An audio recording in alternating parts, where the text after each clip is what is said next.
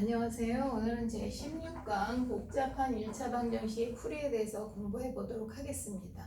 우리는 지난 시간에 가장 기본적인 형태, 일반적인 형태의 1차 방정식의 풀이를 공부하셨는데요. 1차 방정식의 풀이란 1차 방정식이 참이 되게 하는 x값, 곧 해를 구하는 걸 의미하고 이 해를 구하는 방법은 바로 등식의 성질을 이용하는 것이었어요. 자, 그 등식의 성질을 이용해서 우리는 좌우변에서 x가 있는 항은 전부 좌변으로 모으고 상수항은 모두 우변으로 정리를 하고 그 다음에 x의 개수를 나누어 해를 구하시게 되는데, 이렇게 x가 있는 항은 좌변, 상수항은 우변으로 모으는 과정을 우리는 이항이다 이렇게 말씀을 드렸고, 이 이항은 등식의 성질 중 등식의 양변에 같은 수를 더하거나 같은 수를 빼도 등식이 성립한다, 이 성질을 의미하는 것이었어요. 그 다음에 등식의 양변에 같은 수를 나누어도 등식이 성립하기 때문에 x의 개수로 나누어 해를 구하시면 된다 이렇게 배우셨고요. 오늘은 복잡한 1차 방정식의 풀인데요.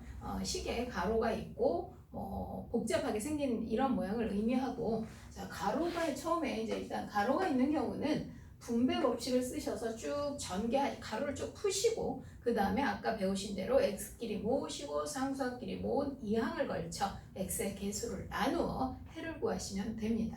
자, 그 다음에 개수가 분수인 경우인데요. 개수가 분수인 경우는 분수로 계산하실 수도 있지만 분수로 계산하는 것은 좀 불편하고 틀리는 경우가 종종 있기 때문에 우리는 등식이 있기 때문에 등식의 성질을 이용할 수 있고, 등식의 성질 중 등식의 양변에 같은 수를 곱하여도 등식이 성립하기 때문에 분모의 최소 공배수를 곱하시고 양변의 분모의 최소 공배수를 곱하셔서 개수를 정수로 바꾸어 계산하시면 훨씬 쉽고 편리하게 계산하실 수 있습니다.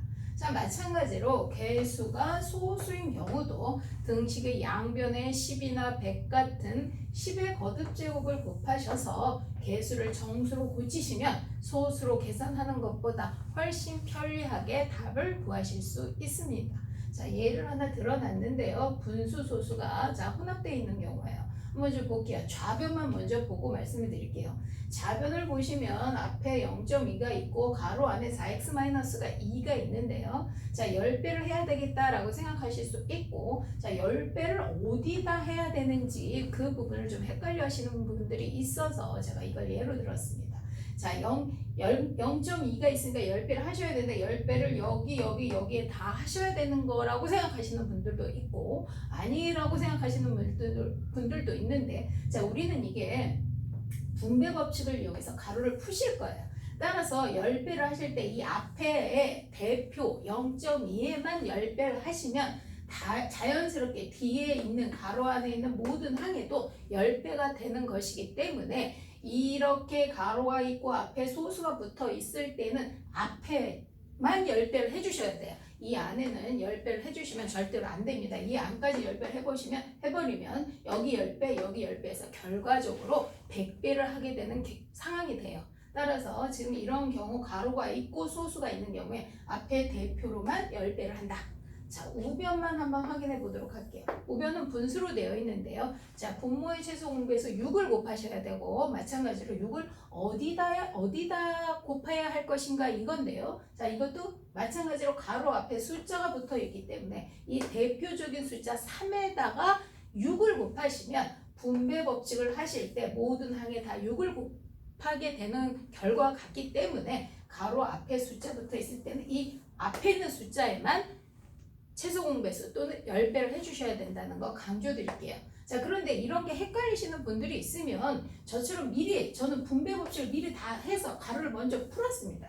분배 법칙을 해서 먼저 가로를 풀게 되면 어디에 10배를 해야 되고 어디에 최소 공배수를 곱해야 되는지 눈에 확 보이거든요. 따라서 먼저 분배 법칙을 해서 이렇게 펼쳐놓고 뭘 곱해야 되는지 생각해 보시는 것도 좋은 방법 중에 하나입니다. 지금 이 문제는 10배를 하면 모든 항이 다 정수로 바뀌는 상황이 됐네요. 그래서 10배 해놓고 그 다음에 15x는 왼쪽, 마이너스 4는 오른쪽으로 이항을 하신 후 x의 개수인 마이너스 7로 나누어 해를 구하시게 되는 겁니다.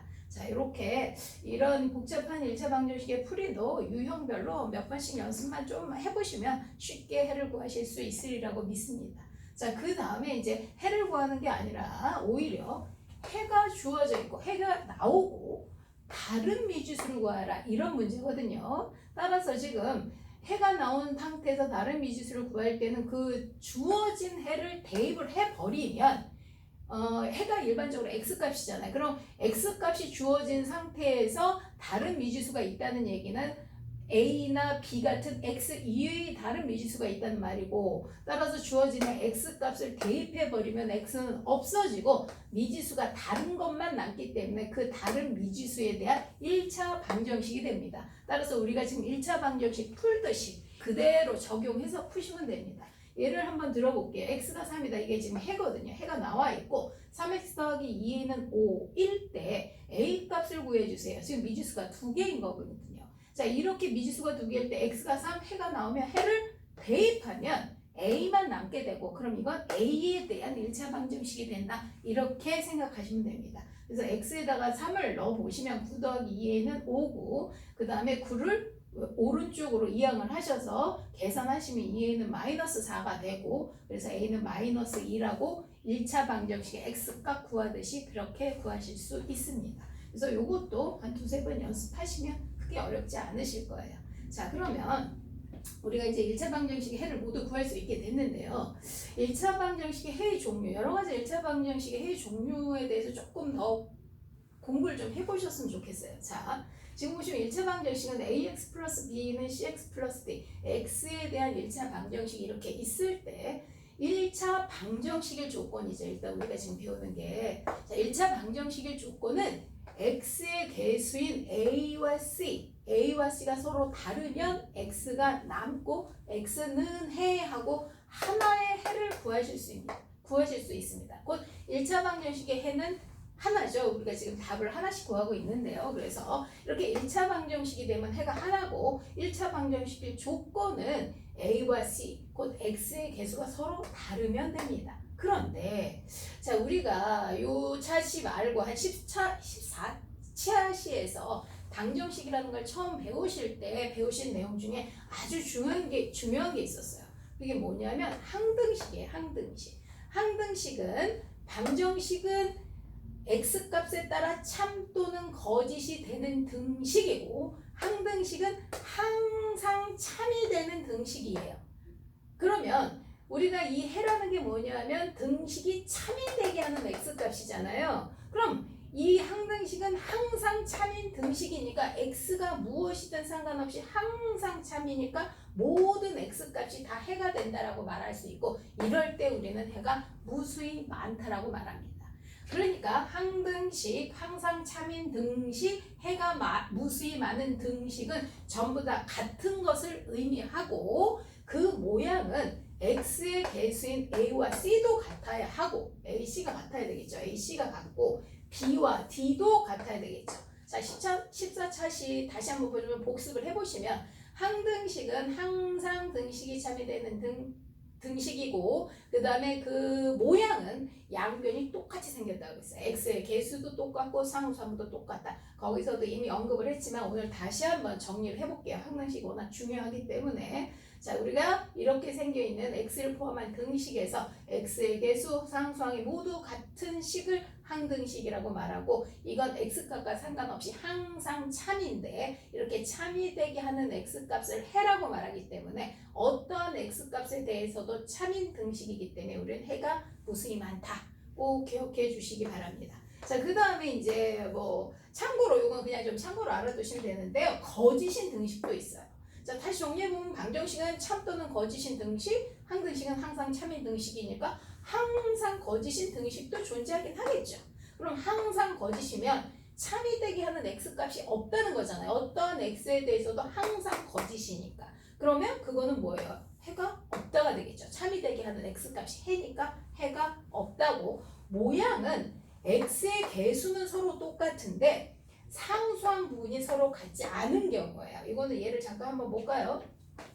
2x 더하기 1은 2x 마이너스 1 이렇게 생겼다는 거죠. x의 개수는 똑같이 생겼고 상수항은 서로 다르게 생긴 것은 우리는 x끼리 넘겨서 정리하면 좌변은 0이 되고 오른쪽 우변은 마이너스 2가 돼요. 0하고 마이너스 2가 같진 않죠. 이건 항상 성립하지 않은 등식이기 때문에 거짓인 등식이며 해가 없다라고 하는데 요거는 좀 참고로 알아두시면 되고요. 제일 중요한 건 방정식과 항등식일 조건과 해의 종류에 대한 것이겠죠. 자, 오늘 이렇게 해서 1차 방정식 해 구하는 건 모두 다 학습하셨습니다. 수고하셨습니다.